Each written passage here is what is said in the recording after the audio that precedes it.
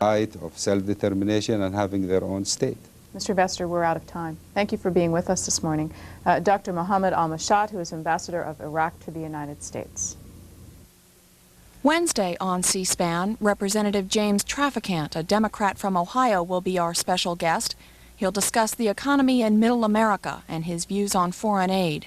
Phone in with your questions and comments Wednesday beginning at 8 a.m. Eastern Time, 5 a.m. Pacific Time.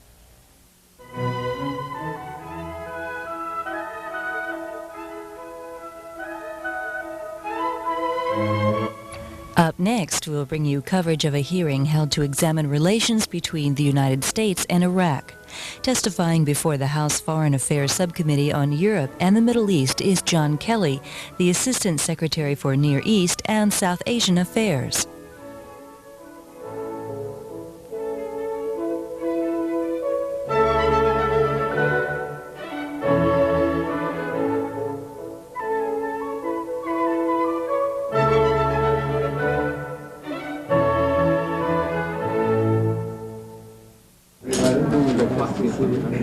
The meeting of the subcommittee will come to order. The Subcommittee on Europe and the Middle East meets today in open session to discuss U.S.-Iraqi relations.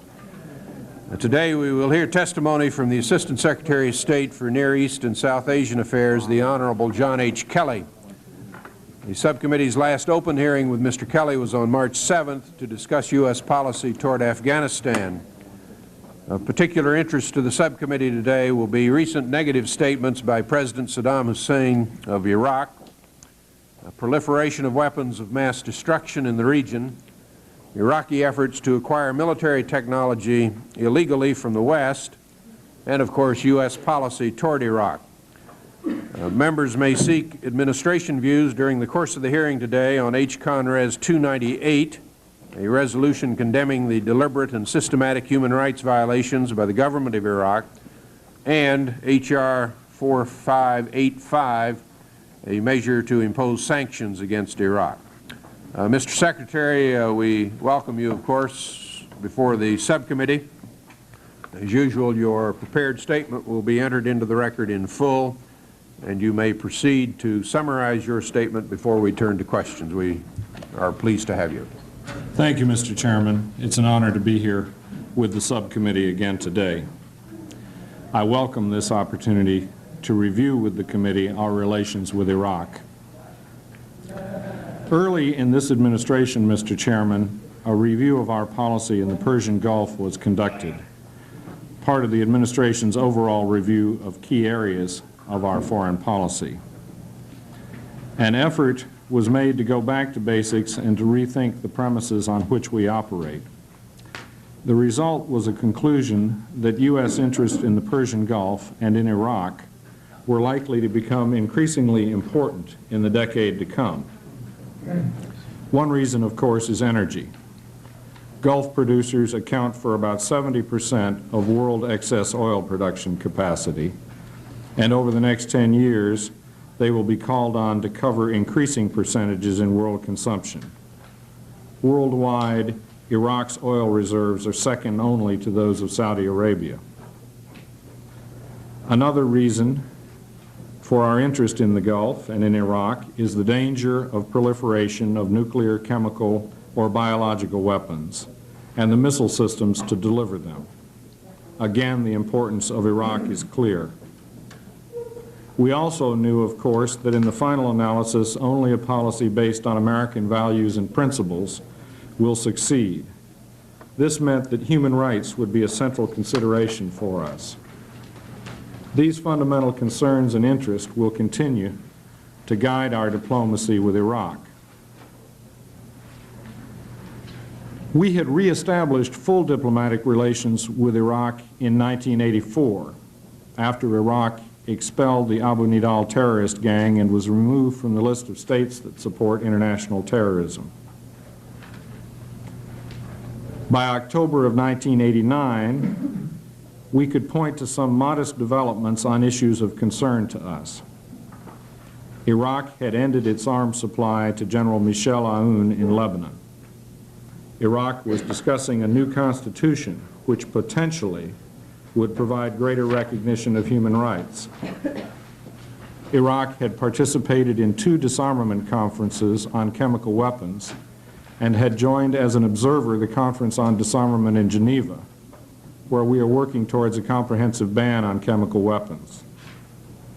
On the Middle East peace process, Iraq was deferring to the parties more directly involved, including Egypt and the PLO. Since then, Iraqi actions have raised new questions about Iraqi intentions in the region. In February, I visited the Gulf and met with President Saddam Hussein.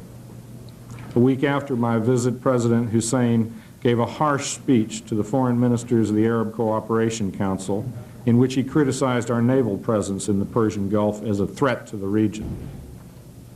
We've been told that Iraqi resentment of our criticism of Iraq's abysmal human rights practices in our 1990 report may have been a factor. We stand by that report.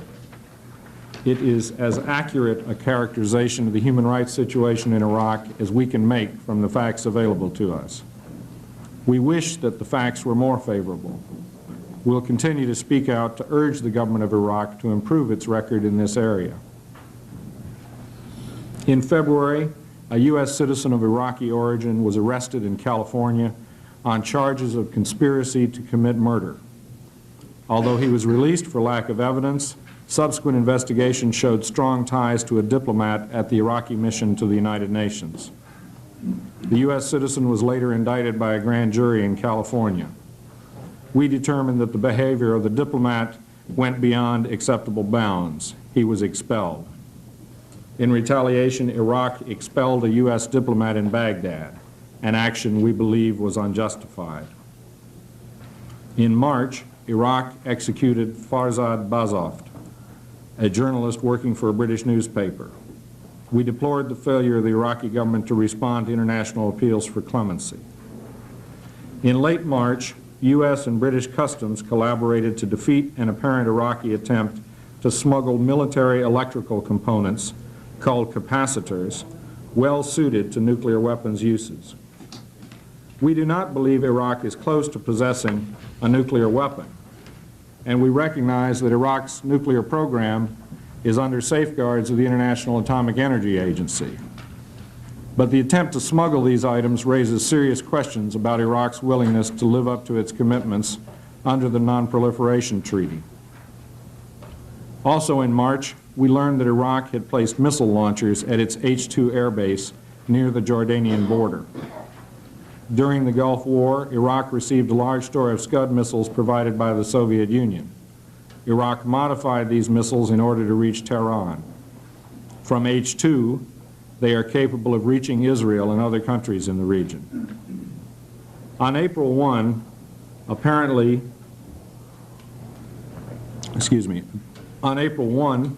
in reaction to growing international criticism of Iraq, President Hussein made a speech to an audience of Iraqi military officers in which, among other things, he threatened to, quote, I quote, burn up half of Israel, end quote, in retaliation for an Israeli attack on Iraq, and stated that Iraq possesses dual chemical weapons.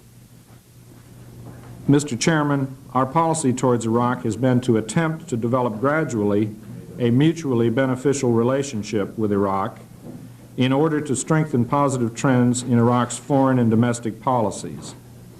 Recent developments taken together are serious. They raise questions in our minds about the intentions of Iraq's leaders towards such international commitments as the Non-Proliferation Treaty and the Geneva Protocol banning the use of chemical weapons. Behind this lies the broader issue of what Iraq's political and military aims are in the region. To summarize very quickly the remainder of my statement, Mr. Chairman, we have no economic support or military assistance programs for Iraq. We limit and monitor closely sales of articles which might be useful in the military domain or might be dual-use items. We have an active program of providing insurance for agricultural credits for Iraq, and a modest program of Export-Import Bank guarantees. We are concerned by the activities of Iraq, and deeply so.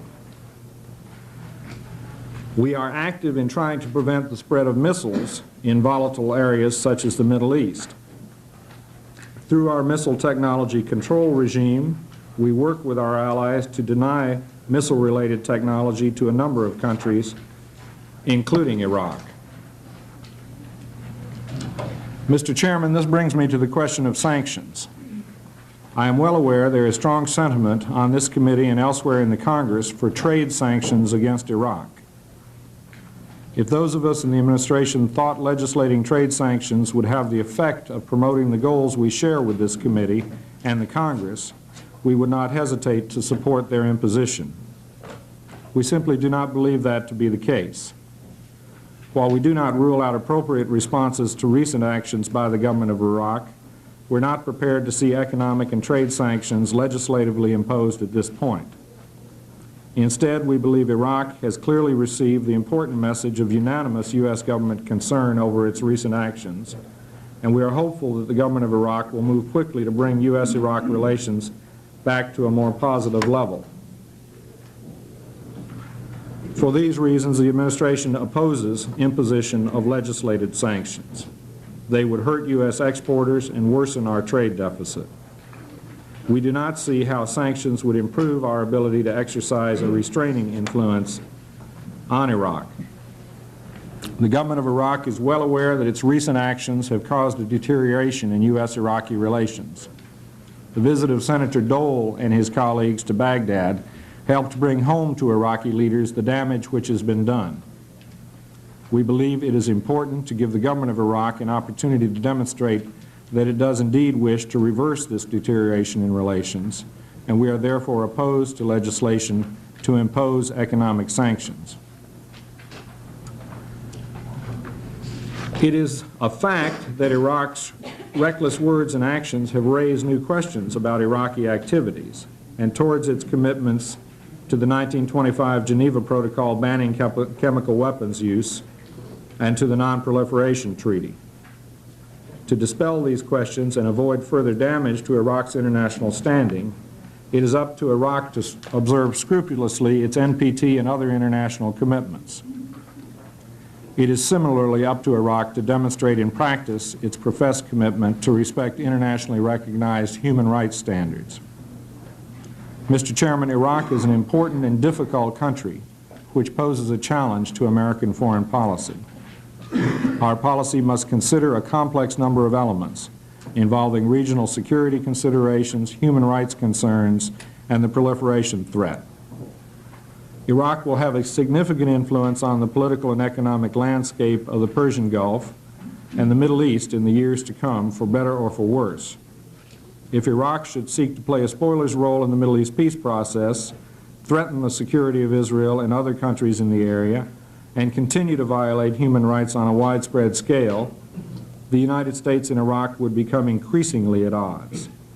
We would take appropriate action on behalf of American interests. If, however, Iraq plays an increasingly responsible role and cooperates with international efforts to control proliferation of non-conventional weapons and to improve its abysmal human rights record, the U.S.-Iraq relationship will improve with benefits for both countries. Thank you, Mr. Chairman. Thank you very much, Mr. Kelly. We'll proceed under the 5-minute rule. What stands out to me in your statement is the view that you think the conduct of the Iraqi government toward us may improve. Is that your impression, and is that a factor in not applying the sanction, in not supporting the sanctions? Mr. Chairman, the potential for improvement in conduct is certainly there. The Iraqis have been talking about a new constitution and a expansion of participatory democracy. The government of Iraq has, since the new year, lifted travel controls on its citizens, for example, and for the first time in a long time permitted its citizens freely to travel outside of Iraq. That is a a single example of a loosening of the regime's constraints, but there are discussion of other loosenings of constraints, what we would consider to be improvements in human rights. So we think the potential is there. Let me emphasize the point this way. For example, on page 9 you say you do not support the imposition of the sanctions. Then you go on to say, while we do not rule out appropriate responses to recent actions, we're not prepared to see economic and trade sanctions legislative imposed at this point. There's a very tentative character to your position with regard to Iraq at this point. Is that correct? And you're really giving, there's a kind of a testing period coming up here for Iraq and this relationship. In that sense, Mr. Chairman, I think you're right. We're not saying that under no circumstances would the administration endorse the imposition of sanctions. We're saying now that we believe that we should, to use your word, go through a trial period to see whether there's any potential for improvements in their behavior and in our relationship. Now, as your statement acknowledges, we've had some very strong attacks by President Saddam Hussein on the United States, denouncing the naval presence of the United States in the Gulf, saying he would gas half of Israel with the dual chemical weapon if Israel attacked Iraq. What's driving this leader at this moment? What's motivating him to say these things and to do these things at this point? It's always hard to know the inner motivations, Mr. Chairman. There may be, and some reporters have asserted that there is, a widespread fear in Iraq and in Iraqi governing circles that Iraq may be threatened in the near future by military attack, either by Israel, again by Iran, or even, as far-fetched as this sounds, by the United States. So that it may be that there is an atmosphere of apprehension that a military attack is impending. We do not believe that to be the case, I should make clear for the record.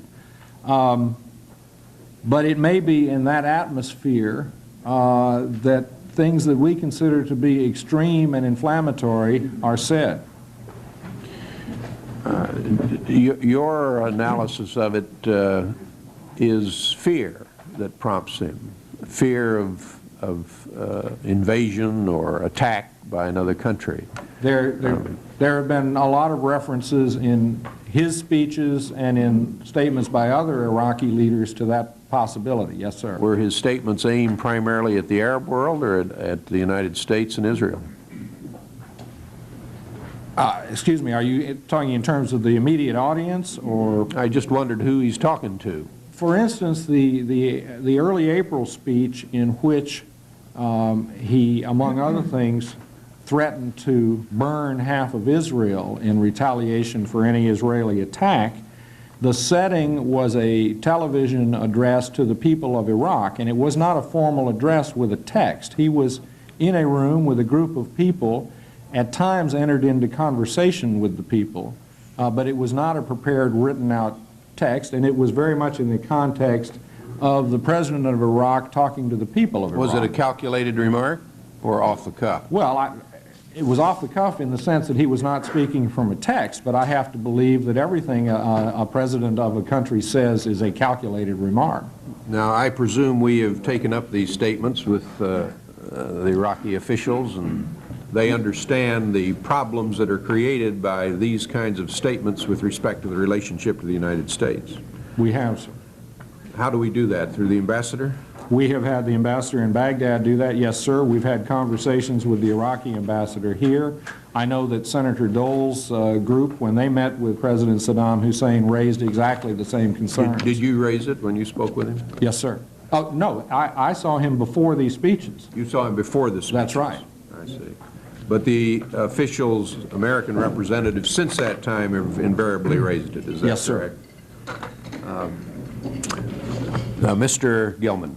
Thank you, Mr. Chairman. I regret that I'm going to have to leave for another meeting. and I want to express our appreciation to Mr. Kelly for coming before us once again. Mr. Kelly, is it correct that our nation is providing roughly $1 billion in CCC credit guarantees to Iraq? That was the figure for the last fiscal year. For this fiscal year, it has been $500 million thus far that were released, and a second $500 million tranche is under consideration, sir.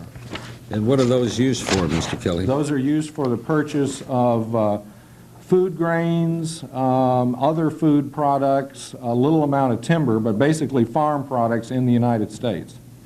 Can you tell us how extensive the Iraqi provision of weapons to other countries is in the Middle East? Are they providing weapons to other nations? I am not aware that the Iraqis are providing weapons to other nations currently at all. They provided some weaponry last year to General Aoun and his forces in Lebanon, but as far as we know, that was discontinued in September. And can you tell us about their missile capability? What kind of missiles do they have at the present time? They have Scud missiles, which were originally provided by the Soviet Union. I believe the North Koreans may have also sold some Scud missiles. And the Iraqis, through their own indigenous efforts, have improved and extended the range of these Scud missiles, initially so they could strike Tehran, the capital of Iran, during their war with Iran. But that augmented range provides a considerable enhancement in the striking ability. They have other missile programs under development for long-range missile systems, and in December attempted the launch of what would be a nascent space launch vehicle program. What is the extent of the range of their missiles? Off the top of my head, it is in the range of 550, 600 miles. And are those missiles capable of striking Israeli territory? They are. And do they have chemical warheads?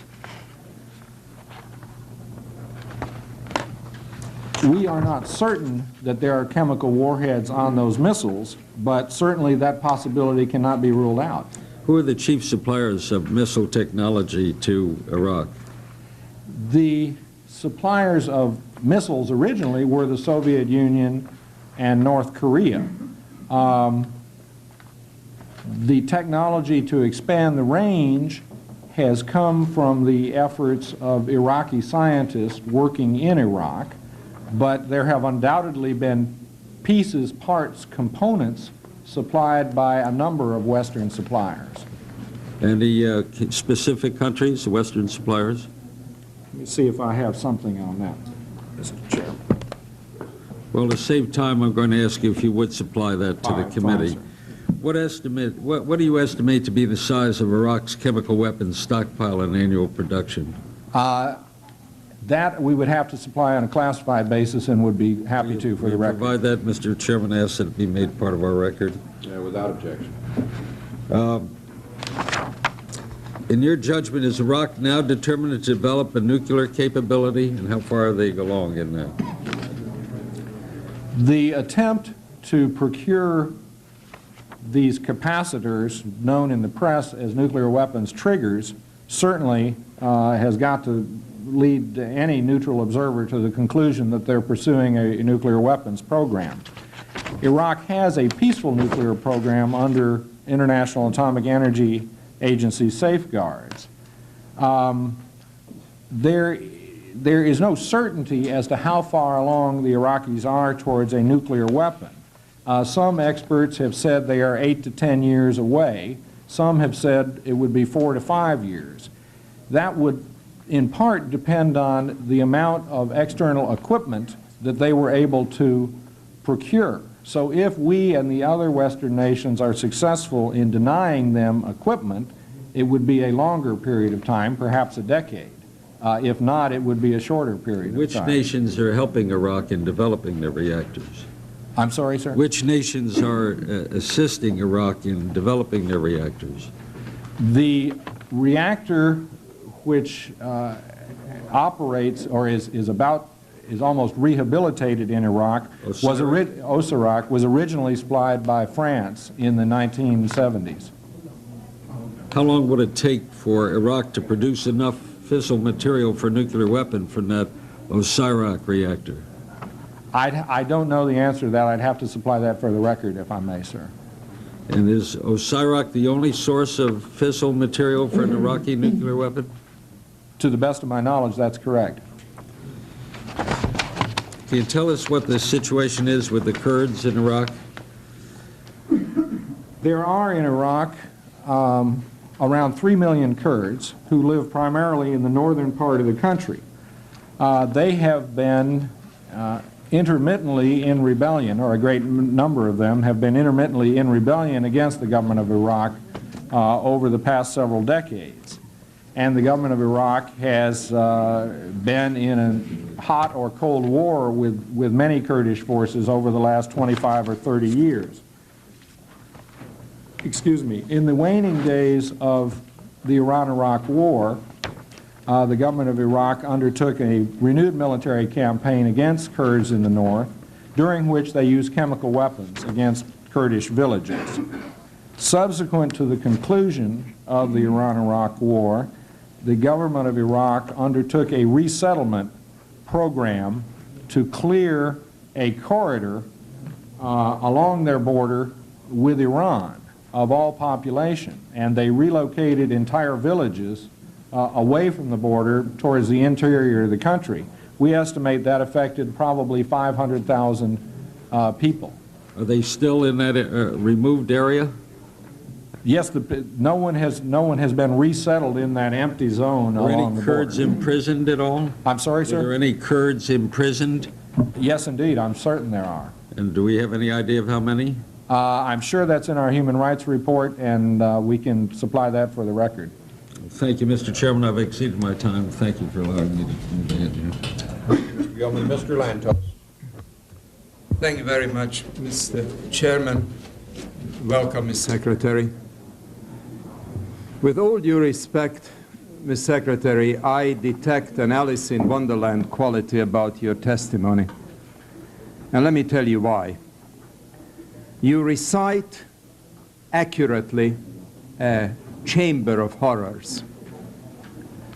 The Department of State calls Saddam Hussein's outrageous and preposterous comments, I quote, inflammatory, irresponsible, and outrageous. You talk about Iraq using poison gas against its own people, which is demonstrated. Its diplomats engaging in murder plots in the United States. Its government smuggling nuclear triggering devices from here and from the UK and other places. We now have the big gun episode lied about, as all other episodes are lied about. A human rights record, which according to the State Department's own human rights annual report is a nightmare. And then you sort of express the hope, which boggles my mind, that somehow this will change and Iraq under Saddam Hussein will turn in the direction of being a responsible and civilized and peace-loving and constructive member of the international community. And I find this, to put it mildly, a non sequitur. I also find it remarkable that while the administration uses the word fungible with great glee on numbers of other occasions, meaning dollars saved in one place can be used elsewhere, it fails to see the fungibility that our extension of agricultural and Exim Bank credits provide Iraq. There is another inconsistency which I would like to ask you to clarify for me, for all of us. The opening sentences of your presentation, you pointed to Iraq's enormous oil wealth, and you are absolutely correct. Well, if Iraq has such enormous oil wealth, why does it need these commercial subsidies and financial subsidies from the United States? Why can't it buy at open market rates? The only sort of Well, let me just make one other observation before I ask you to respond. You drew a dichotomy between words and deeds. We are not just dealing with words, although the words that Saddam Hussein is spewing forth, I have not heard since Adolf Hitler, who also had to be believed when he said he will wipe out by gas a very significant portion of the people. I believe Saddam Hussein.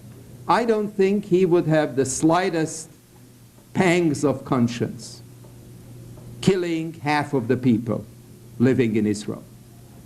He would probably rejoice and have a banquet at the end of that day.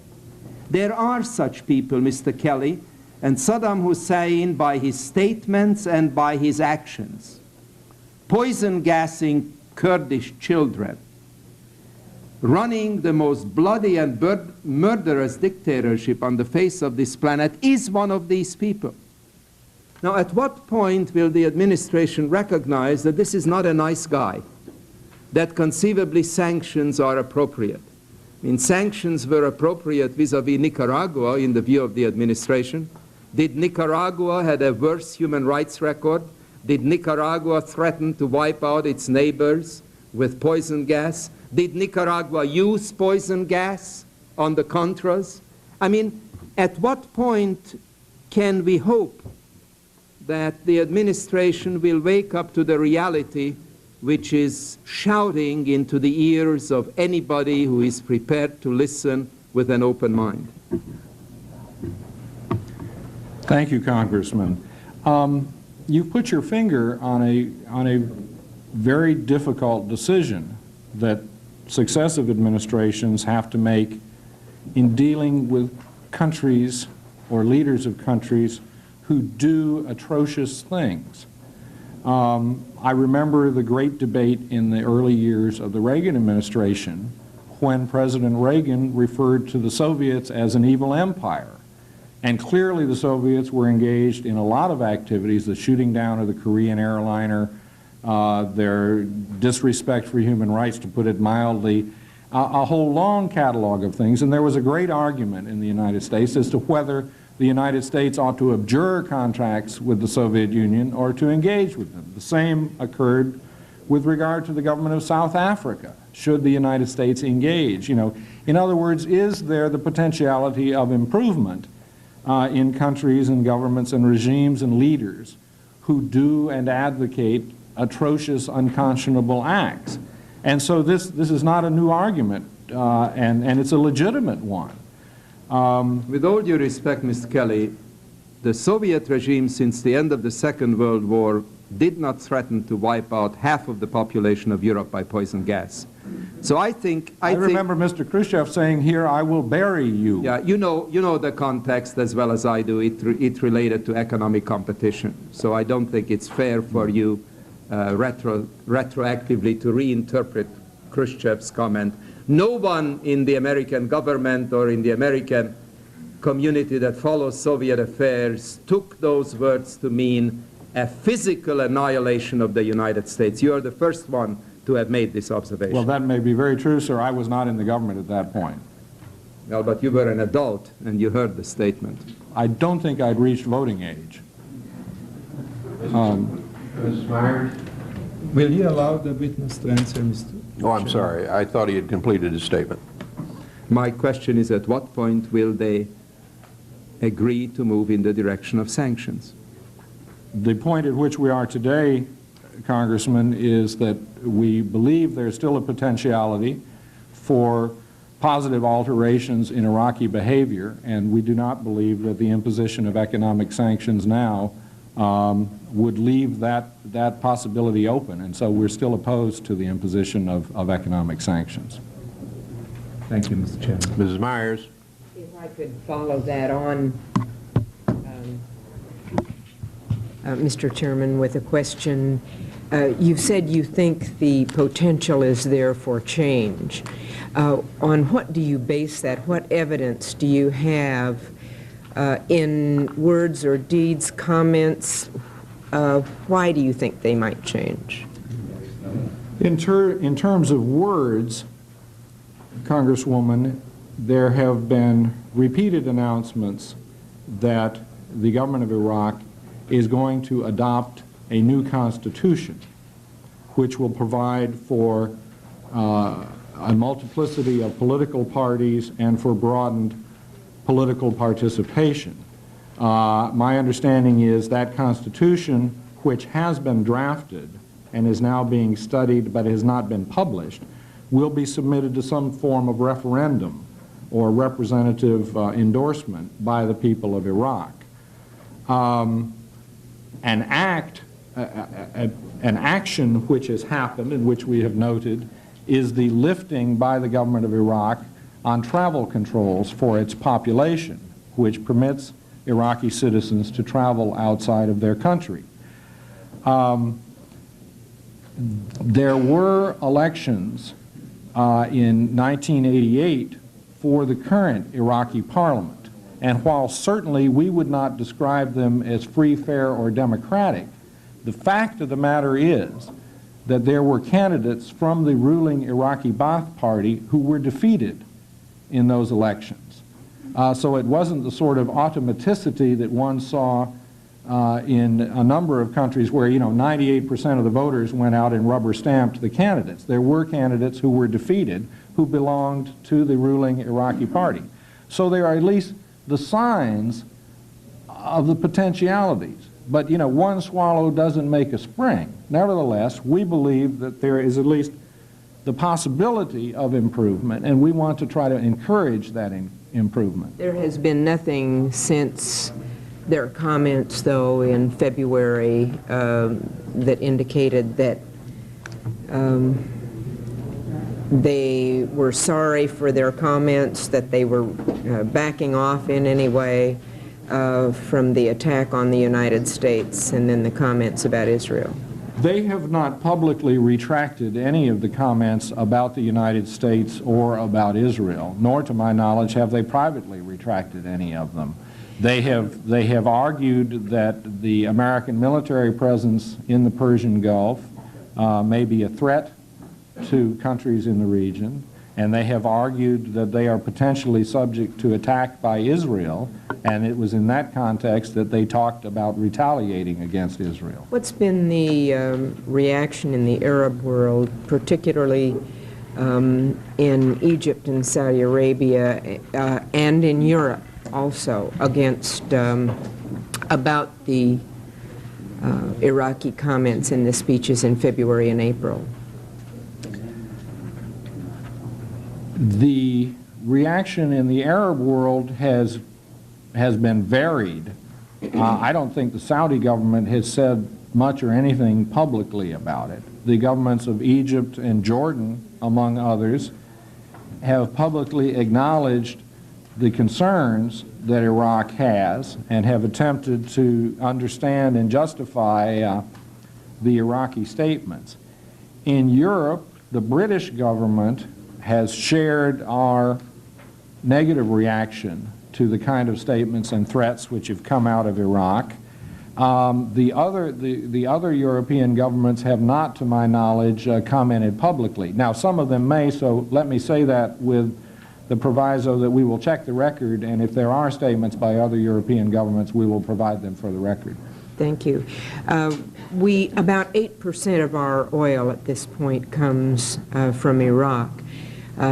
Does our concern about oil supply have anything to do with our patience with Iraq? I would respectfully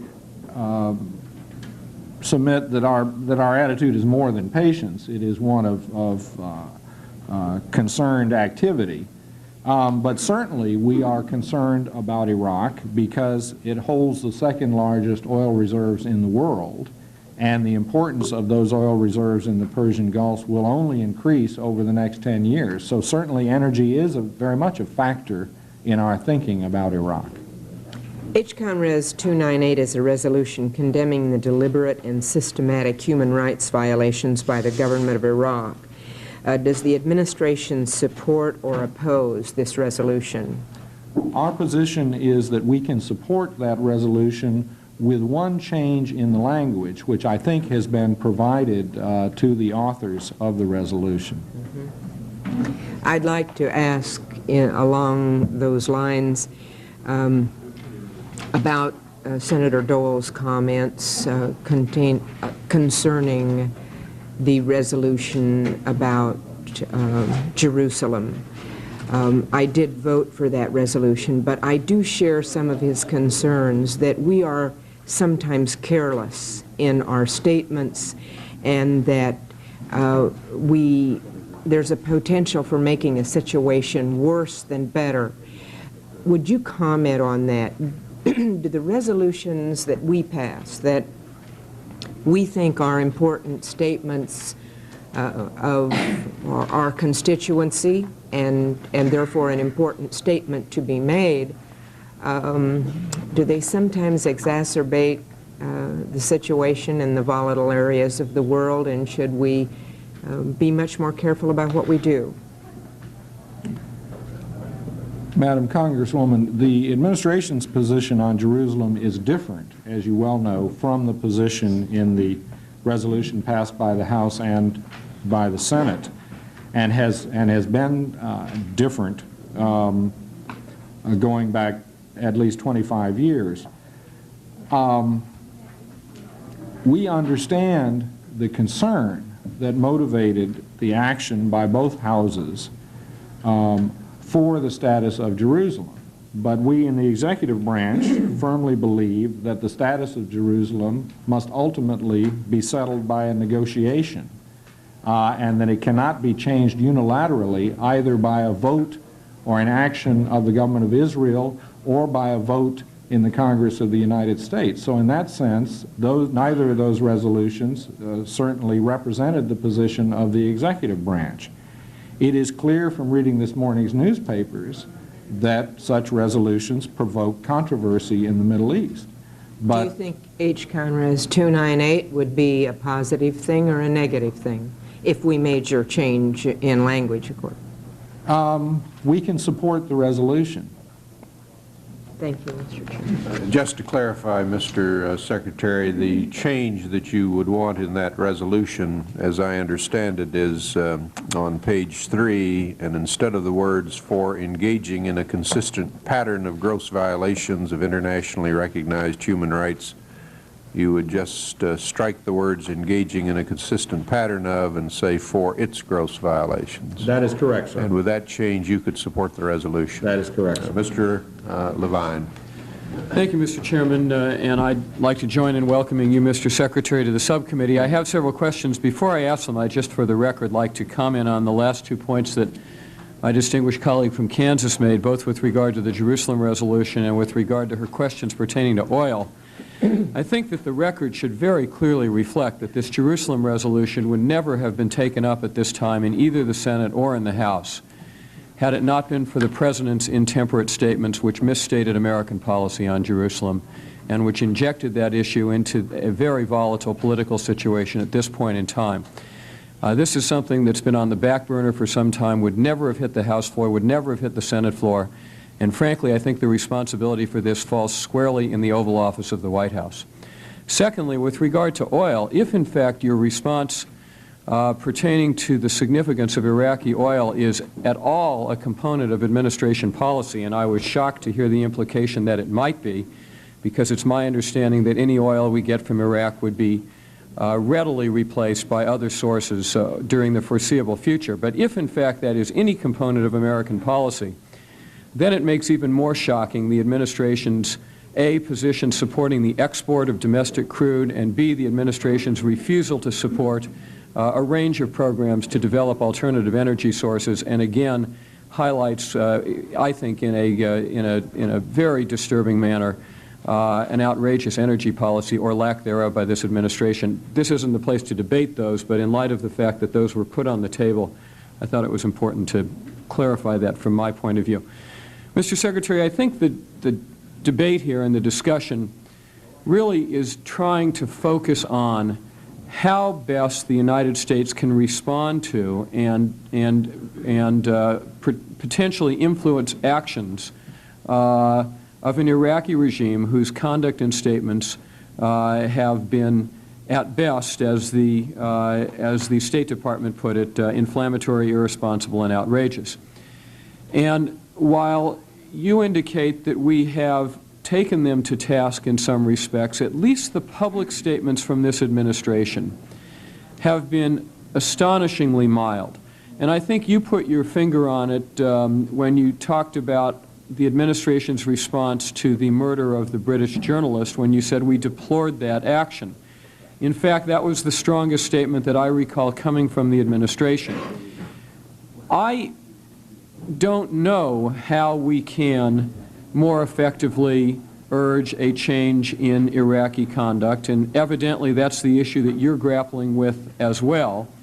So far, being polite and restrained appears to have not only gotten us nowhere, but in fact been the precursor, or perhaps been irrelevant to, but it's occurred in the course of increasingly inflammatory Iraqi actions and statements, and you've outlined them yourself.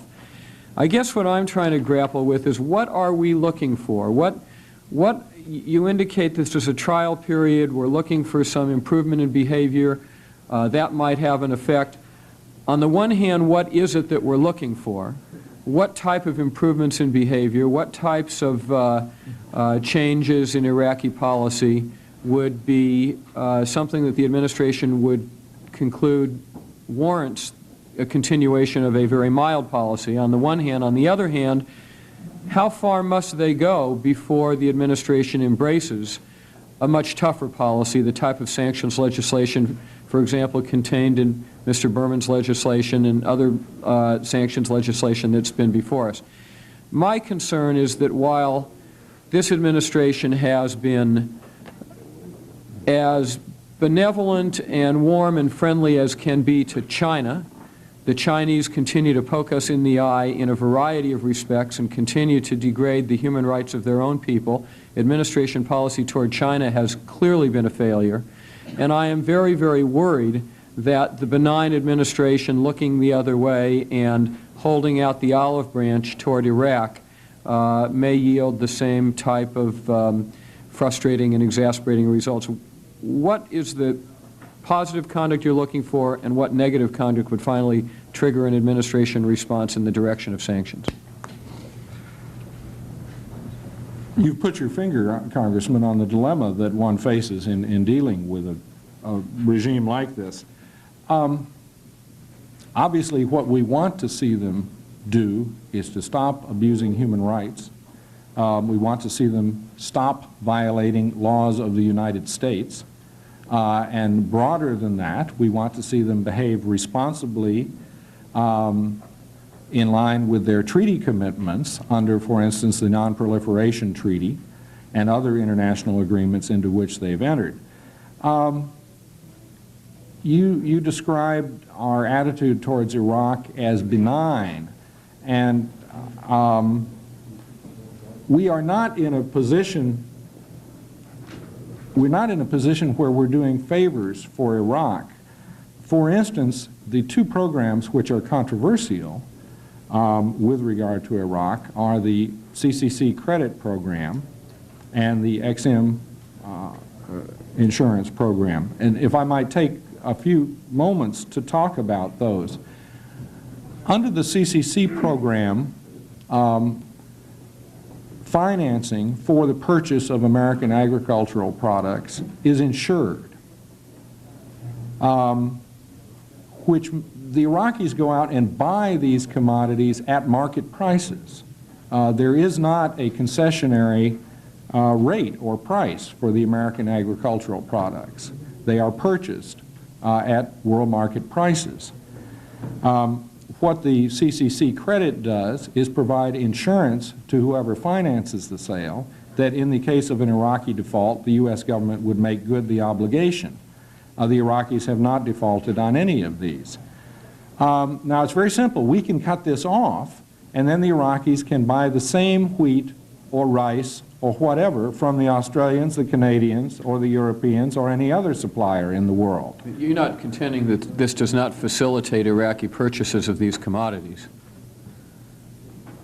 It makes it more attractive to come to the United States, yes.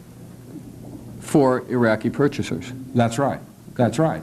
But what I'm saying is that the Iraqis are spending their money for the purchases, and they can spend that money from other foreign suppliers. And the same applies for the XM credits. Again, these are not subsidized rates. This is an insurance to an exporter against default, non-payment by the Iraqis. The European countries and Japan have much more extensive export credit programs than do we. Ours is $200 million, and that's used, for small purchases in a rolling amount, and that covers a whole range of things, from hardware supplies to motor vehicles to 1,000 different products. But if we cut that off, the Iraqis can still buy those same things, but from other countries. In other words, we're not going to have any. With all due respect, Mr. Secretary, you're not answering my question. You're justifying the particular programs, and I'd be happy to debate them with you. I think they clearly benefit the Iraqis more than they do us. But that wasn't my question. My question is, at what point do we move towards sanctions, and what is it that you're looking for from Iraq, not a justification for the programs that we have in cooperation with Iraq? Well, I addressed the second part of your question in my opening remarks. At what point do we move towards sanctions? That is a hypothetical, and it's difficult to answer. But as the Secretary of State said yesterday before another body of the Congress, we haven't ruled them out. And, we're not giving an automaticity to the opposition to sanctions. Thank you. Mr. Berman. Well, thank you, Mr. Chairman. I appreciate the opportunity to participate in this hearing, since I'm not a member of the subcommittee. Mr. Secretary, a number of different questions I'd like to pursue with you, but let me just first continue where Mr. Levine was going. First of all, it's not just agricultural credit guarantees or insurance and export-import bank credits and insurance. It's also, if I'm not mistaken, the licensing of products that are on our commodity control list that are dual use in nature, items like computers and other millions of dollars of such commodities that have been being licensed for sales to Iraq by U.S. suppliers now. Isn't that correct? Products that have military applications or dual use which could contribute to their military program are not being licensed. No, sir. You're saying no items, we're not licensing any items on the commodity control list now to Iraq? No computers? We have 4 pending cases of which I'm aware, Congressman. I'm aware of about, my understanding is about $16 million, $60 million worth of items on the commodity control list have been licensed to Iraq in the past year.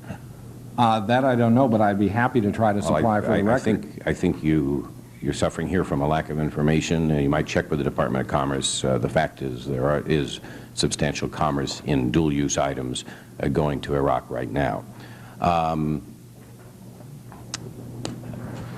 A year and a half ago, the Iraqis killed, according to Amnesty International, 5,000 Kurds by the use of poison gases that they agreed never to use under the 1950-25 treaty that they're signatory to, gases that even the Nazis in World War II in combat never used. Neither Congress nor the administration has essentially done anything about that other than outlaw the sale of certain chemicals to the Iraqis. I'd like to pin down this question of the progress that you want to see before you make a final decision on this question of sanctions, the extent to which it involves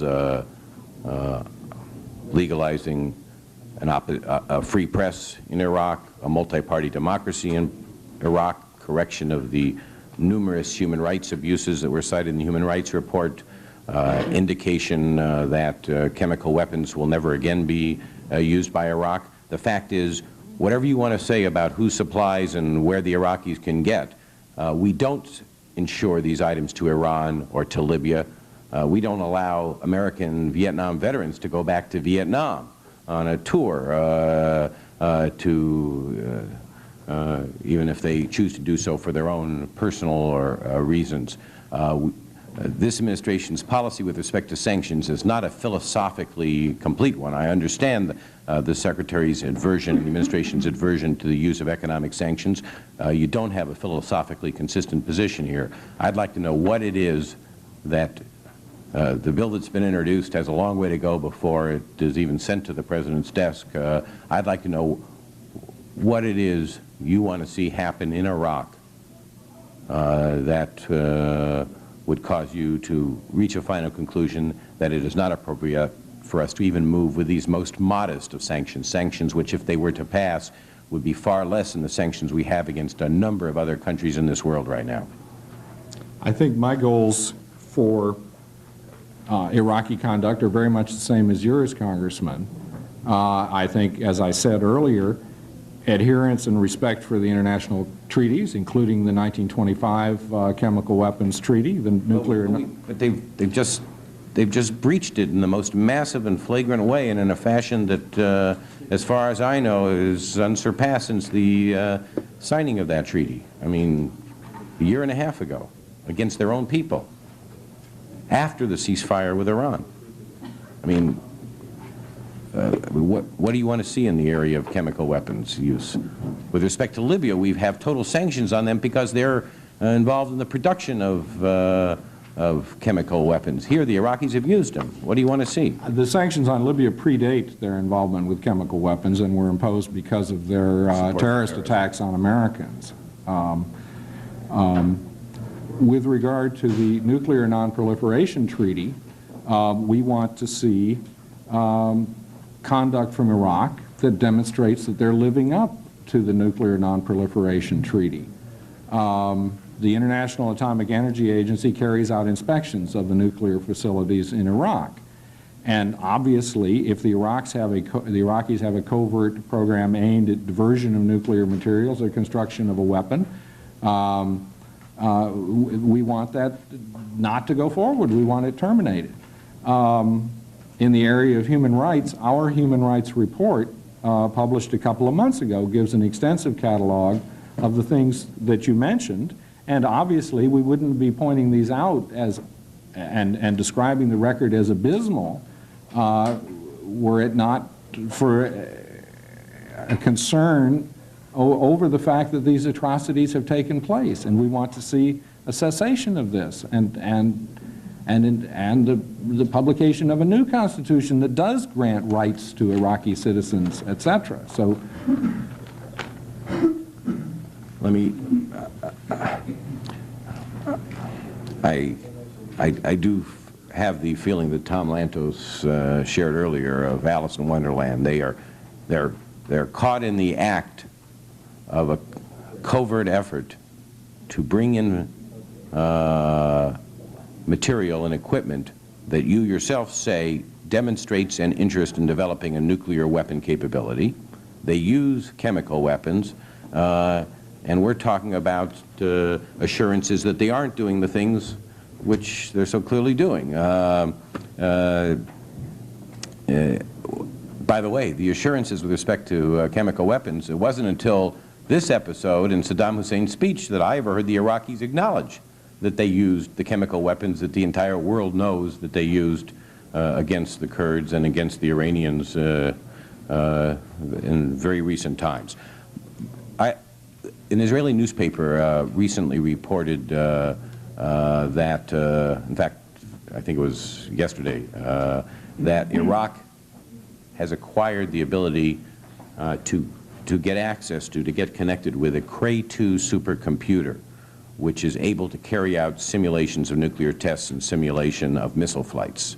This is the same type of computer that license was denied to the Israelis just because it had that potential, and apparently the administration did not think the safeguards were adequate, notwithstanding the Israeli assurances. Now I'm told from this newspaper report that the Iraqis have acquired access to this kind of supercomputer, which is in the hands of the Saudis, which we licensed for sale to the Saudis several months ago. Do you know anything about this report, which goes on to point out that the computer communication channels were established between Iraq and Saudi Arabia, allowing them to receive, Iraq to receive the services of this very advanced computer?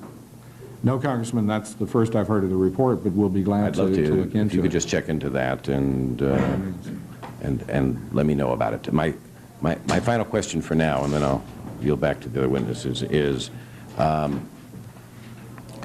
you talked about some different flows of credits, I think in response to Ms. Myers, $500 million. Could you repeat what you said to her? I didn't quite understand it. The CCC credit insurance program administered by the U.S. Department of Agriculture in the last fiscal year, that is in fiscal year '89, insured $1 billion worth of agricultural exports to Iraq. In fiscal year 1990, that amount was divided into two slices.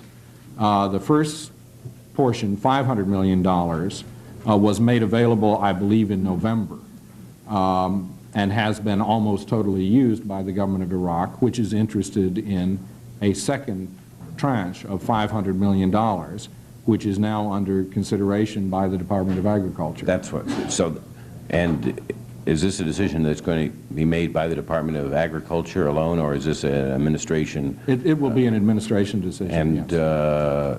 Is there any indication for us of what the administration plans to do with this request for an additional $500 million?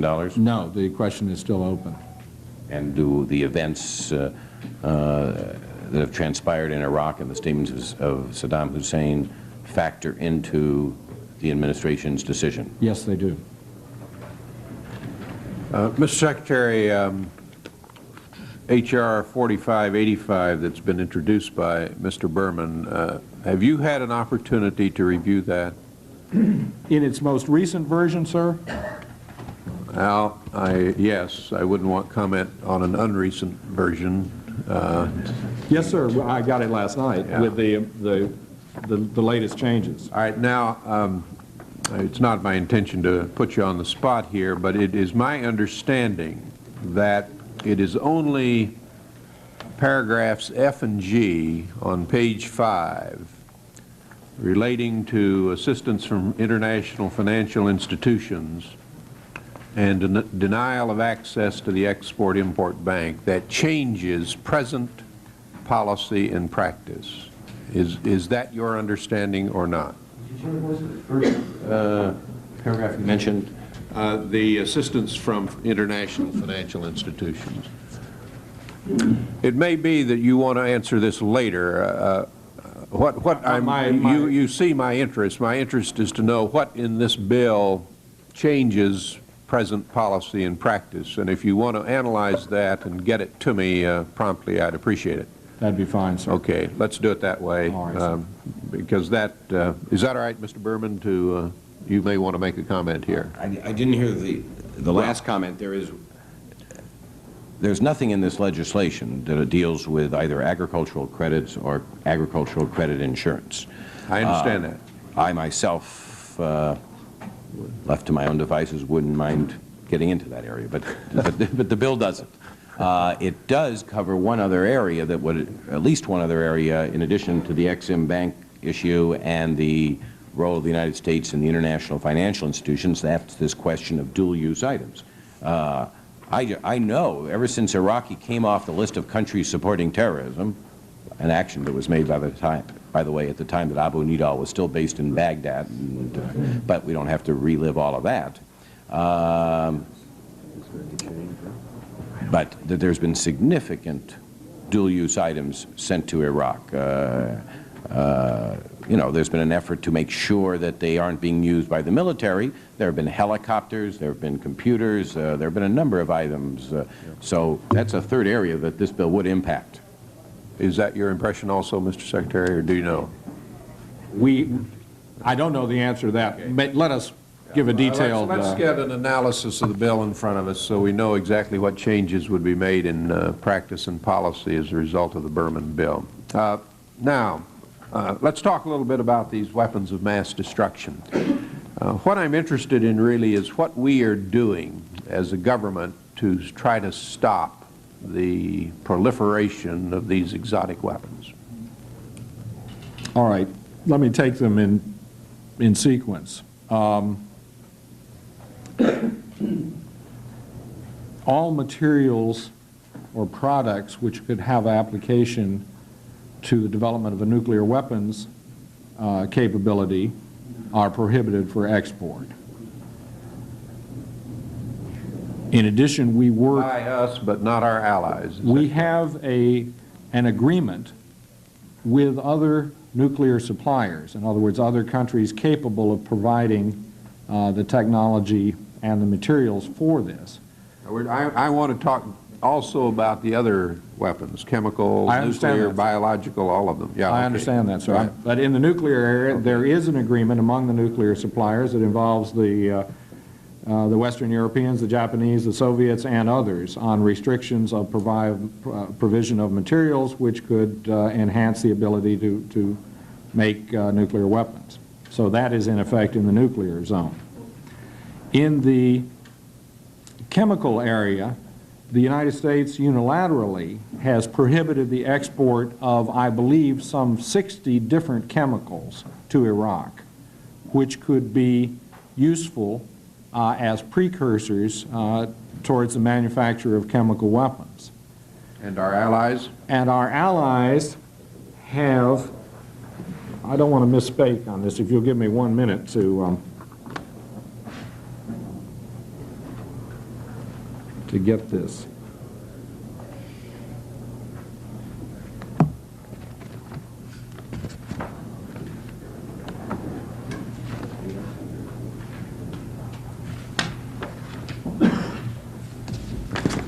The allies, through the Australia group, attempt to limit the export of, again, chemical precursors or materials which would enhance chemical weapons. But that is a recent agreement internationally. And they're effective? None of these is 100%, or we wouldn't see the arrests of people attempting to get around some of these. Well, one has the impression that some of our closest allies are engaged in export of the kinds of materials that can be used in these exotic weapons, including West Germany, including Great Britain, including Japan. Is that an accurate impression? Well, there's a differentiation among each of those countries. The West Germans clearly a few years ago had major problems. Do they now? They are improving their record and have legislation in the Bundestag which really tightens up. They brought criminal cases against people who have exported. Well, I was told at least a year ago that that bill that you're talking about in the Bundestag would be enacted, and it has not been, as I understand it. That's my understanding also, Mr. Are you comfortable, are you satisfied with the efforts that our close allies are making to stop the export of these materials? I am convinced there could be improvements, Mr. Chairman. What else are we doing?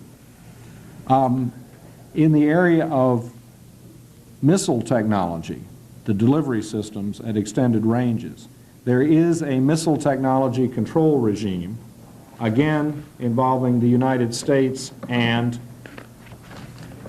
countries which have technology which is applicable to limit and cut off the supply of equipment which would lend to the establishment of missile capabilities beyond a certain range and payload. Now, what is that? That's just kind of an agreement. That's a missile regime. It's an agreement that's been entered into. By whom? Entered into. Who are the signatories? The principal Western Europeans, the Japanese. Sorry? China? China has not. And does China continue to export some of these fancy systems to some of the countries of the Middle East? There are recurring reports that exports are imminent, but there have not been any, and the Chinese stated in December publicly that they weren't going to be exporting any more missile systems. Does the United States support a region-wide ban on weapons of mass destruction in the Middle East? We have supported in the United Nations the idea of a region-wide ban, And currently the Arabs are talking about region-wide bans, but they insist that any such regime would include the State of Israel. And if it does not include the State of Israel, then they're unwilling to negotiate on it. Is that their position? I think that's basically it, yes, sir. And Israel's position? I'm not a spokesman for the Israeli government, but they have been reluctant to enter into schemes. Now, I want to be clear. Our position is that we support a region-wide ban on weapons of mass destruction. In general terms, yes, sir. Obviously, we'd have to look at the fine print. Does that mean we're opposed to Israeli development of nuclear weapons? We would like Israel to become a signatory to the Nuclear Non-Proliferation Treaty, which means that Israel would abjure the possession of nuclear weapons. Now, that's different, of course, from supporting a region-wide ban of weapons of mass destruction, isn't it? It is, sir. So that's not our position, then, to support a region-wide ban of weapons of mass destruction. Well, we're certainly willing to consider any of them, Mr. Chairman. I'm sorry, I didn't hear We're you. certainly willing to consider them. But it's not our position. I mean, we're not out there advocating a region-wide ban on weapons of mass destruction at this point. Is that correct? That is correct, sir. Now, Iraq, of course, is a signatory to the Nuclear Non-Proliferation Treaty, aren't they?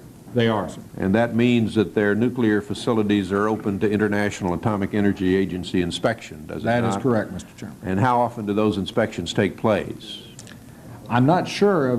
I know there was one within the last couple of months. I don't know how often they are, whether it's every year or every 2 years. And do they send a large team in, the IAEA, or is it just a few people? I don't know the size of the team, Mr. Chairman. Is it your view that those inspections could, I'm informed that 2 people went in April. Is that about right, you think? I do not know the size of the team. I have no reason to challenge that. All right. And do you believe that those inspections are thorough enough to detect the diversion of any materials for weapon purposes? Yes, I think the United States has developed a lot of confidence in the IAEA over the years. I'm advised by my staff that the inspections are every 6 months. And those inspections are only a very few people then? 2 to 4, it says. But you and our government has confidence that those inspections are sufficiently thorough that we could detect the diversion of any materials for nuclear weapon purposes? I think that is correct, Mr. Chairman. There's been long experience with the IAEA in many countries, and while I'm not expert on the IAEA, my understanding is the United States does have confidence in IAEA inspections, and that's one of the reasons we would like to see them expanded to include all nations. And yet you do think that Iraq is engaged on a nuclear weapons development program. Did you not say that? Certainly the effort to smuggle out the capacitors, it seems to be proof positive that such an effort is underway. So we believe they are launched on a path of developing nuclear weapons, but the IAEA has not been able to find that at this point. I think that's a fair statement. And yet we still have confidence in the IAEA. That's right. What the IAEA looks at, among other things, Mr. Chairman, is the actual fissile materials which would be used for a weapon, and accounts for and inventories it. And as to my knowledge, the IAEA has found no discrepancies and has been able to confirm the control of these materials which could be used for making weapons. Now, what is Iraq's position on arms control? Iraq has joined the Conference on Disarmament in Geneva as an observer. Iraq is a signatory to the Non-Proliferation Treaty, to the Chemical Weapons Treaty of 1925, and perhaps to other treaties. But I'd be happy to supply any of the others for the record. It is their position that they would agree to limits on these weapons only if Iran and Israel were involved, I presume. That's right. Well, my impression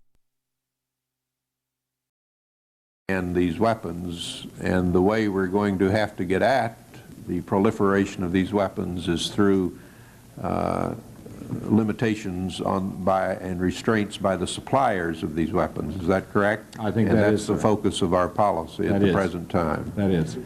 and that's difficult, obviously. Mr. Lantos. Thank you, Mr. Chairman. A few areas I'd like to explore further, Mr. Kelly. A few months ago, the Voice of America had an editorial broadcast globally, which analyzed the downfall of the bloody dictatorship in Romania, Ceausescu's execution. And it called for democratic institutions in several countries, specifically including Iraq. Are you in accord with the Voice of America editorial? I am certainly in accord with the objectives of the editorial, yes. Do you think that Saddam Hussein's intemperate and violent remarks reflect a concern that other dictatorships have been swept aside and replaced by more democratic regimes elsewhere? That may be. It is hard for me to read his mind. Well, what is your judgment? That may well be, Mr. Chairman. Now, you indicated earlier, Skelly, that when we raised objections, presumably, to some of these outrageous statements, you didn't indicate anything about their revising them, recanting them, moderating them. What was their reaction when our ambassador and others pointed out that threatening to wipe out half of a neighboring country is not perhaps appropriate? What was their response? They reiterated Saddam Hussein's threat, or did they recant it? The reaction both to our ambassador and to Senator Dole and his party when they visited was that that statement had been made that the reaction would be only in the event of an Israeli nuclear strike against Iraq.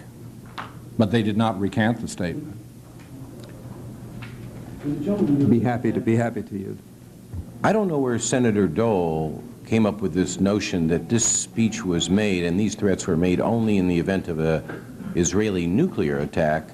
The transcript of the speech, all reports of the press, the most recent comments of the Iraqi Air Force were that they were made in response to the question of an Israeli attack, not a nuclear attack. And so I don't know where this notion now, the reinterpretation of fact that this and what the administration's view is of this reinterpretation, but I just want to raise that. I want to thank my colleague for his intervention. What's your comment on it, Mr. Kelly? Mr. Berman is exactly correct. In the original speech, there was no reference to an Israeli nuclear attack. There was a reference to a potential Israeli attack. Well, my understanding is that it was only in subsequent questioning as to why did you say this, what did you mean, that the response came that it was meant to apply to an Israeli nuclear attack. Well, let's look at history.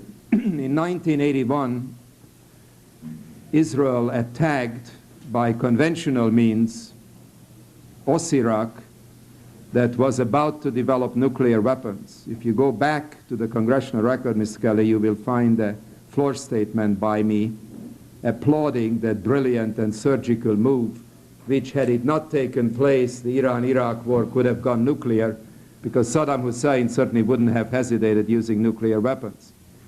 So that particular attack is the only attack in history that Iraq suffered which involved no civilian casualties, and it was a surgical attack taking out a nuclear capability about to become effective. Is that correct historically? I don't think so, Mr. Well, Lantos. then why don't we have your version? I believe that the administration then in office in 1981 stated on the record that they did not believe that possession of an Iraqi nuclear weapons capability was imminent, and that they believed it was at least 10 years away, which would certainly lead me to believe that the strike did not deny an immediate nuclear weapons threat. And the administration in office condemned the attack by Israel in 1981. Well, obviously the administration has made mistakes in its judgment as to how fast other countries develop nuclear capabilities. Is that correct? I'm not sure that it is. Our predictions have always been accurate on that score. On That's your nuclear testimony. weapons developments, we'd have to review the record. Well, taking your 10-year figure, the 10 years are up. So had the Osirak reactor not been taken out, they would now have nuclear capability. Is that your testimony? That's certainly a possibility. Well, I'm not asking you whether it's a possibility. You just said that it's about 10 years away. As I 10 said, years have gone by. Is it reasonable to conclude that they would now have such a capability? it's a hypothetical, Mr. Lantos. As I testified earlier, the rate at which the development of an Iraqi nuclear weapons program could proceed would depend in significant part on how much external equipment and assistance they were able to receive. And so there's no way I can look back over the last 10 years and know how much they would have received. I want to explore another arena that the chairman questioned, and I was puzzled by the incompleteness of your response. What is the sort of overall conventional numerical balance between Israel and countries hostile to it? I know it varies from weapon sector to weapon sector, but what would you say if you take the capabilities of Syria and Jordan and Iraq and Saudi Arabia and Libya, leaving others out of it, what would you say the ratio is? I think that Israel possesses the conventional capability to resist and prevail over a combined conventional attack from all of those. That's not my question. My question relates to the ratio. I'm sorry, I misunderstood that. Well, the ratio of aircraft. I don't have the figures. I'd be happy to supply them for the record. Maybe some of your staff can help you, because these figures are readily available. They're published in news magazines. It's about an 8-to-1 ratio. Under those circumstances, isn't the deterrent capability necessary for the side which has such a tremendous and palpable inferiority in numbers? Isn't that a rational military strategy from your point of view? Well, there are three ways to handle deterrence. One is to attempt to develop weapons of mass destruction which are so frightening that it will deter an adversary from attacking. A second way is to ally oneself with a state which has weapons of mass destructions and have certainty in the assistance. And the third way is to try to negotiate mutual reductions or elimination of weapons of mass destructions, which is what the United States has been engaged in trying to do with the Soviet Union for but quite the a number of United years. States doesn't have the ratio problem vis-à-vis the Soviet Union that Israel has vis-à-vis all of its surrounding enemies. It does Isn't not. that true? It does not. So the analogy then is flawed, is it not? I think the analogy bears. It's not perfect. Well, how does it bear? It bears because if you are threatening me with a weapon, Mr. Lantos, But start with the numerical imbalance. Start with the reality. well, Let's not put it on an ad hominem I basis. told you, Mr. Lantos, I don't have the figure. I would be happy to procure them and submit them. Now, you said they're 8-to-1. I'm not challenging you. They may be, but I'd like an opportunity to review them before I debate them. Let me move to another arena, Skelly. You made a major point of the fact earlier that if we don't sell products, the Iraqis can buy them elsewhere. Is that correct? That is correct. My understanding is, and I'd like you to confirm it or deny it, that they are in substantial default on many of their payments to France, Germany, Italy, and other suppliers. And if that is accurate, one would think that they would be reluctant to extend further credit since their old deliveries have not been paid for. Is that true? I think as a general statement, that's probably right. So this notion that they can so easily flip over to other suppliers then is not accurate, because these other suppliers have not been paid for their previous deliveries. There's a distinction in short-term and long-term credits. I think where all of the supplier nations are wary is extending long-term credits to Iraq. I think they're very happy to sell under short-term credits. Does the Overseas Private Investment Corporation have any activities in Iraq? I don't know the answer to that question. Is any of your staff capable of? No, they do I'm not. told. One final arena that I would like to explore with you, which I think is a fairly important one. By inference and by direct statements, you have sort of expressed a judgment on the impotence of our administration in bringing together a concert of allied nations in establishing sanctions against Iraq. I'd like you to expand on that, because it seems to me that if you do not even explore the possibility of coordinated sanctions with Japan, Germany, France, and Italy, others, it surely is not going to come about.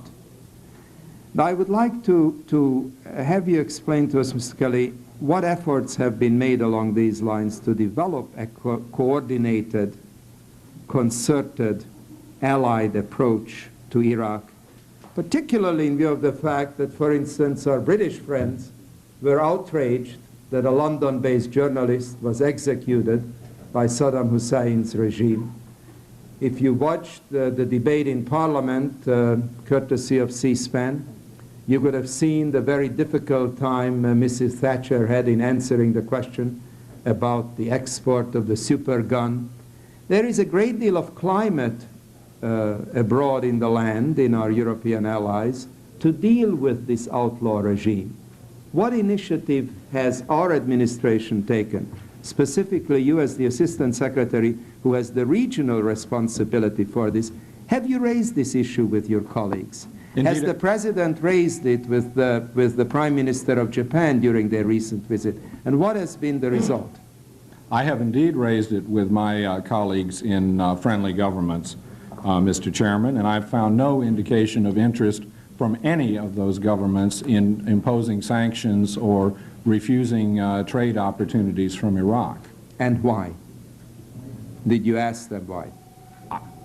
Indeed, I did, and the belief is... And what did the Secretary heard, the British Foreign Secretary, tell you? I'm sorry? What did, for instance... I didn't speak to the British Foreign Secretary. I spoke to my opposite number. Okay. I'm not going to get into the details of the individual conversations in public record, but I can tell you that across the board, there was a belief that the best way to try to improve Iraqi behavior was to try to engage with Iraq.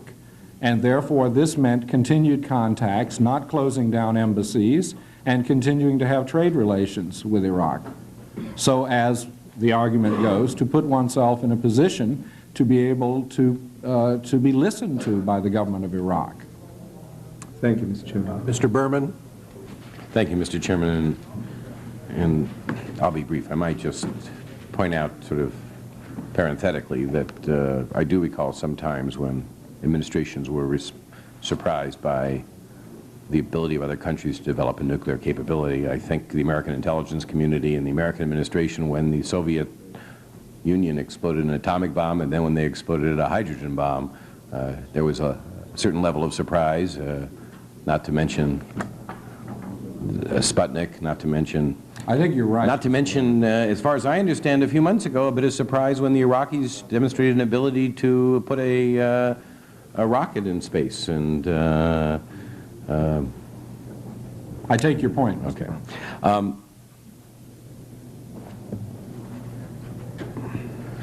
I just want to address one issue, because I think there is, as I decry what I feel is a lack of philosophical in other words, if the administration were going to simply oppose economic sanctions as a tool and feel it does more harm to the U.S. than it does benefit, I think that's a very reasonable position. I sort of almost sense that it's become a matter of philosophy with the administration, but I think for some reason they overlooked that philosophy in dealing with a number of areas, and so then you start wondering whether it's not more political.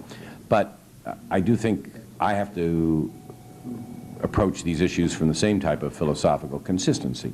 The big difference between Iraq and, say, Israel, which has, it is asserted, developed both chemical and nuclear capabilities for many years now, is that Iraq has demonstrated, with respect to missiles and with respect to chemical weapons, a willingness to use these weapons of mass destruction in their delivery systems. The Israelis, in a war that threatened their very extinction, did not use them. Even the Syrians who were and others who were developing these capabilities and who are supposedly have these capabilities, at least to this day, thank heavens, have not used them. That's what distinguishes the Iraqis. That's what motivates my effort here. And I think it's just an important and a very substantial difference here that has to, when there's an effort to lump everybody in, and the fact is, you talked about Saddam Hussein changing the position after his initial speech and making his threat to use chemical weapons and wipe out half the Israeli population was conditioned on a response to an Israeli nuclear attack. I met with the Iraqi ambassador 2 weeks ago. He referred to Saddam Hussein's speech as a gesture of peace because he was telling the Israelis that if they attacked, this is what they could expect. Not if they made a nuclear attack, if they attacked. I have not heard the clarification that apparently Senator Dole has heard or others have heard from Saddam Hussein's initial remarks. Final point on this question of sanctions and their viability. Back in just a little bit of history here that I happen to have been personally involved in. Back in 1982, President Reagan took Iraq off the list of countries supporting terrorism, which meant the end of certain kinds of sanctions. Iraq was in the middle of the war. This administration was an obvious tilt to Iraq during the course of that war. Some think since then as well. But that action was taken notwithstanding the fact that Abu Nidal was still based in Baghdad, still engaging in terrorist operations using Iraq as his base, and there was support. This was a classic case of country support for terrorism. There were other terrorist organizations active there at the time as well. I introduced legislation to restore them to the terrorist list. The administration opposed that legislation. That legislation moved through the House, and then it moved through the Senate. It was in a conference committee and on a bill, the Export Administration Act, that was about to go to the President.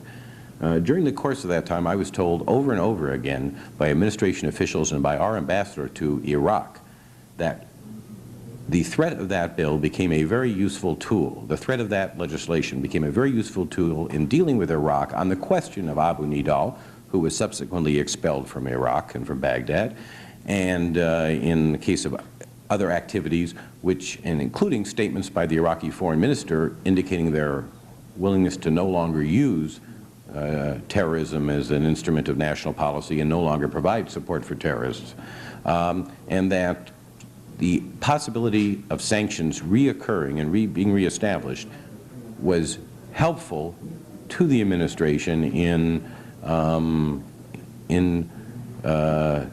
achieving a specific policy goal, which in this case was to eliminate or lessen Iraqi support for terrorism. The only thing I'd suggest in the course of all this is spend at least as much effort attempting to make the changes that, as you say, we share in Iraqi policies through the possibility, if no other argument obtains, the possibility of sanctions as you do trying to defeat the sanctions legislation. Thank you, Mr. Chairman. Mr. Secretary, we'll just try to wrap up with a few questions here. I think I heard you say earlier that I wanted to check it. 1/4 of all U.S. rice exports go to Iraq. Is that? I did not say that. I've heard that figure. I've heard it also said that it's 1/5, 20%. But I don't know. I understand the Rice Growers Association are circulating some documentation on that. We'd like to know exactly what that figure is. Now, of course, the oil imports are substantial. We get about 8% of our U.S. import of oil from Iraq. That's right. That's the 675,000 barrels. Is oil a factor in your desire to arrest the decline in relations with Iraq? Certainly. And that doesn't mean that oil drives our policy. But oil is something we have in mind. Why would we be increasing our Iraqi oil imports at this particular time, given the status of the relationship which you have described? Well, the individual non-governmental oil companies and oil traders make the purchases. So the government of the United States doesn't decide the allocation of purchases among countries, except in the unusual situation in which an embargo is placed on a country. Isn't there enough excess capacity in the oil market now to cut or eliminate the Iraqi imports?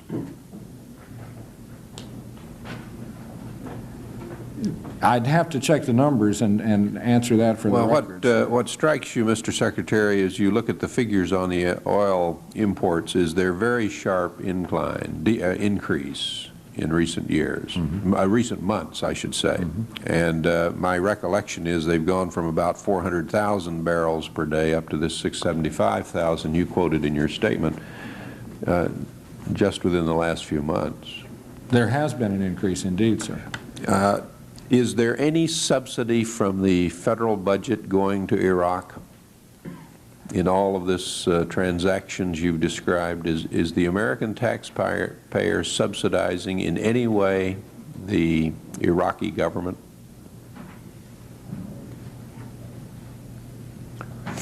Not to my knowledge, Mr. Chairman.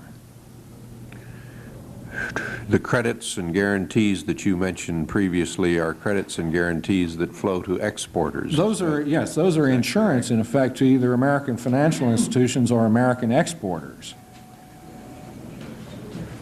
Is Iraq buying any agricultural products not financed through CCC credits? From the United States? From the United States? None. Is there any indication that if we were not to buy oil from Iraq that, excuse me, is there any indication that if the sanctions were put on that they would cut off oil exports to the United States? I haven't heard any indication of that, no, sir. I wanted to check on a few relationships that Iraq has with other countries. They have a Iraqi-Jordanian military cooperation agreement, do they not? I know they cooperate militarily. I assume there's an agreement. Well, what are Jordan's interests in military cooperation with Iraq? Jordan is very short of money. And for instance, both Jordan and Iraq have Mirage F-1 aircraft. And the Jordanians find that it is a money saver for them to train Jordanian pilots and exercise with Iraqi pilots on that aircraft that they both have in common. So Iraq is supplying weapon systems, major weapon systems, training and spare parts to Jordan, are they? I don't believe it's supplying weapon systems. They're cooperating in training.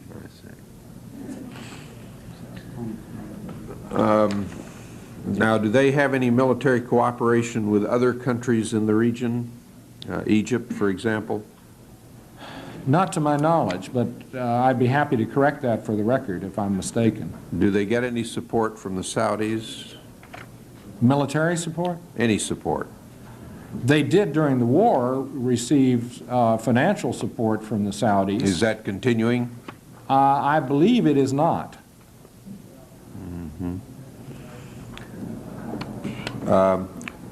Well, I guess we'd like from you a complete statement with regard to the kind of support that Iraq is getting from any countries in the region, both economic and military.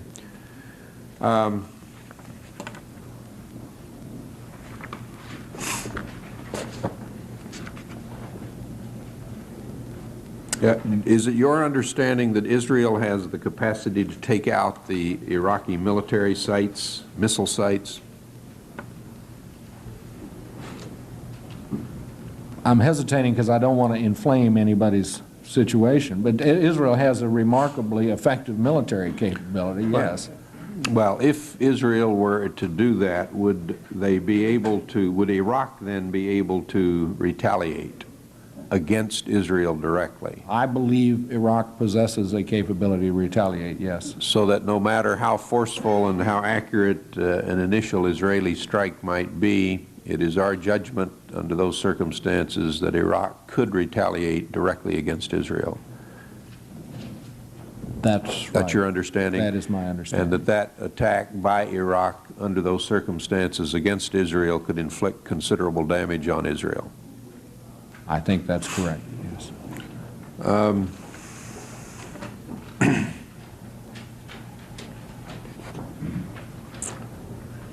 They have a missile research and development facility underway, SOD-16, is that correct?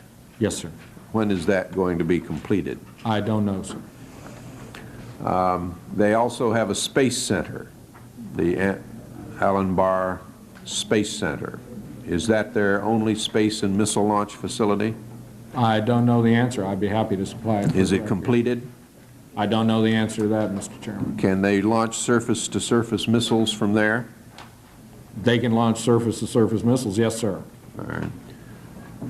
They had a December launch, space launch. Was that done from that facility? Yes. And was that launch successful? I don't believe so, sir. I think the launch failed in what was called the first stage. I see. And there was a report in the press this week about their seeking a missile test launch site outside its national boundaries, and I think the country mentioned was Mauritania. Are they doing that? We've heard the report. We're investigating it. Let us know what you hear on that, would you please? Have we made any representations to Mauritania to stop it?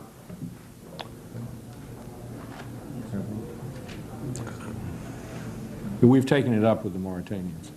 And you'll let us know the result of that, I presume. All right. Okay. You made reference in your statement to this U.S. citizen of this Iraqi origin that was arrested in California.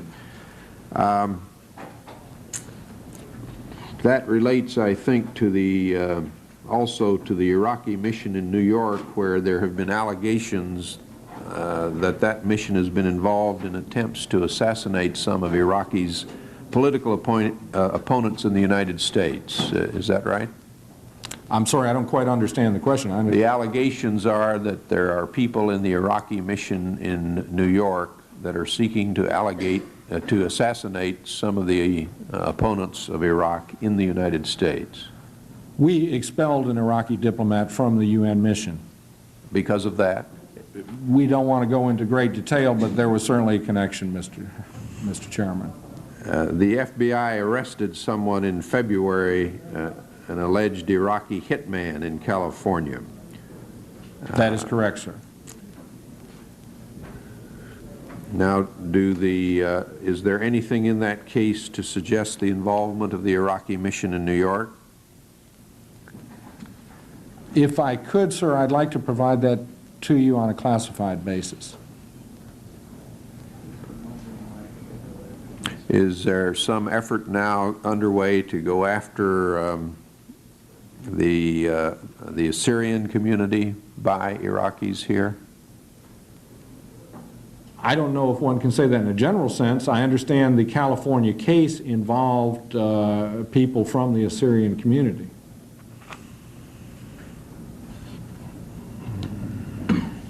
Have we talked with the Iraqi authorities about that? Yes, sir. Can you tell us the nature of those contacts? I'd like to supply that to you on a classified basis, Mr. Chairman. Are there any moves underway to expel any people from the Iraqi mission in New York? Any further, I guess? We've already expelled one. I wouldn't want to go into that in open session, Mr. Chairman. Was there another matter? Without objection, I'll submit in the record at this point a statement by Congressman Christopher Smith. Now, Mr. Secretary, we're to meet with you with regard to the PLO in private session, And I think what I would like to do is to begin that session in a few minutes in room 2200. Are you available Yes, until sir. what time? 12:15? All right, I have to check at the full committee. The full committee is in session discussing another matter, and I will do that immediately and then try to meet you in room 2200 for our further discussion. And the subcommittee stands adjourned.